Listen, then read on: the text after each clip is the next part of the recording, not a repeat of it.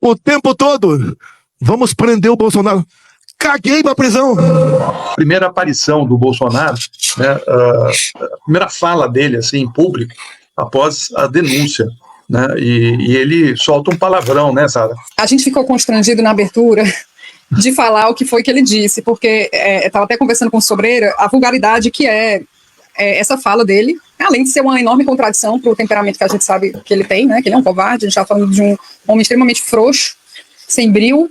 Eu vou colocar aqui na tela para vocês verem, né, porque inclusive eu acho que é tão feio, é tão vulgar, é tão deselegante que é até chato ver o 247 publicar essa expressão aqui, né. Essa é a postura do ex-presidente em relação à possibilidade aí, cada vez mais próximo dele ser preso. Esse é o nível intelectual desse capitão, né? Esse é o nível intelectual, né? Até onde o topo do pensamento bolsonarista é exatamente as fezes, né, que eles estão enfiados e tentaram enfiar o país, né? Ele está falando isso para o gado dele, né? Então você vê que nas redes todo mundo ali na direita está comemorando, Bolsonaro está de volta, grande Bolsonaro, soltando os palavrões e o seu discurso de ódio e agressivo. Na realidade ele está morrendo de medo da prisão. O que deve ter acontecido, Sara, é que ele deve ter recebido mensagens do amigão para quem ele bate continência, né? Ele bate continência para a bandeira dos Estados Unidos. Então assim, o filho dele deve ter falado lá com o segundo escalão do Trump e recebeu sinal verde para o pai, se quiser, se mandar para os Estados Unidos, né? Aí com aquele assunto que nós já conversamos ontem. Essa é uma grande possibilidade. Eu quero ver ele fazer o que o Lula fez, é falar, vou provar minha inocência, lembram disso? Eu vou provar minha inocência. O Bolsonaro não me dá anistia, nem começou o julgamento, ele já está pedindo anistia, né? Quer dizer, ele é um borra-botas, não é isso que ele é. É um tipo, assim, realmente pequeno, né? É inimaginável que esse homem tenha governado o país, né? Olha só a maneira como ele se refere à justiça do seu país, como ele despreza a justiça do Brasil, né?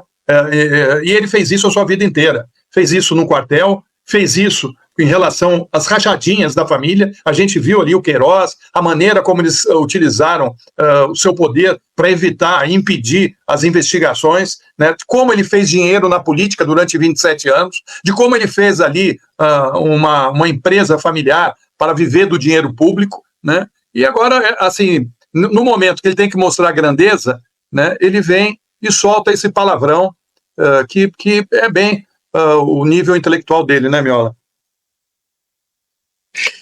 E também é um corajoso diante dos seus, né? E certamente deve estar assustado com a situação penal que ele passa a responder a partir de agora, né? E essa valentia toda, com o tempo, ela vai desaparecendo.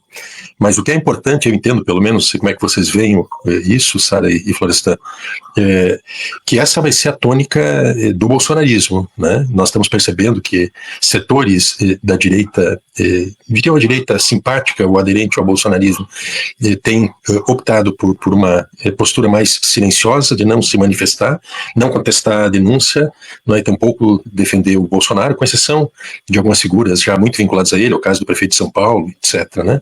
Mas na extrema-direita, o truque que eles vão acionar vai ser esse, de que ele está sendo uma vítima do sistema, ele é um perseguido político, né, e portanto vão robustecer esta imagem mítica, né, heróica do Bolsonaro contra o sistema.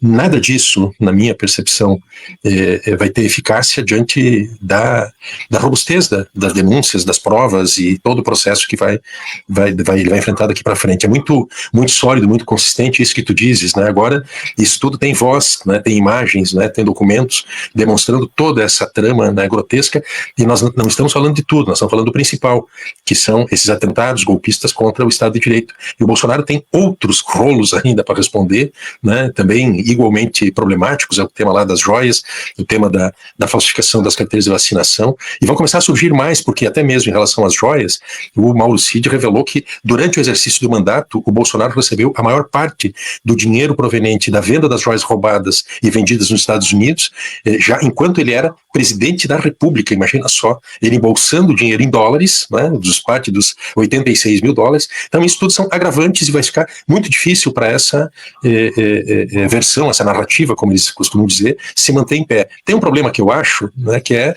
a eficácia que eles têm de reprodução desse tipo de discurso perante essas comunidades fechadas e cegas na própria realidade. Então isso é massificado de uma forma contínua e eu entendo que isso é estratégico, inclusive é metodológico, esse tipo de postura para incutir permanentemente essa ideia, né, delirante de que são vítimas, são perseguidos e tal.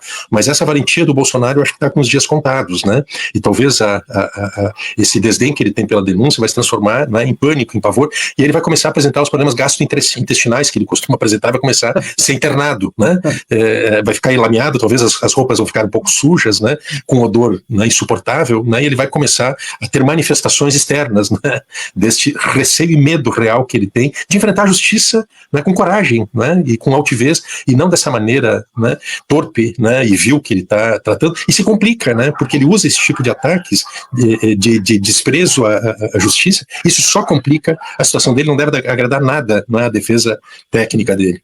As opções para ele, para não enfrentar a prisão, que ele diz que está nem aí para essa prisão, provavelmente ir para uma embaixada ou ir para uma fronteira. Eu acho que ele vai para uma fronteira se a coisa complicar. Ele não tem essa altivez do homem íntegro e honesto que ergue a cabeça e fala, eu vou provar minha inocência. E olha, eu escutei isso do presidente Lula naquela entrevista que eu fiz lá na Polícia Federal, que eu estava com a Mônica Bergamo, aquela entrevista exclusiva dele, que ele diz, eu vou provar minha inocência. Ninguém vai colocar algema, né, no meu calcanhar.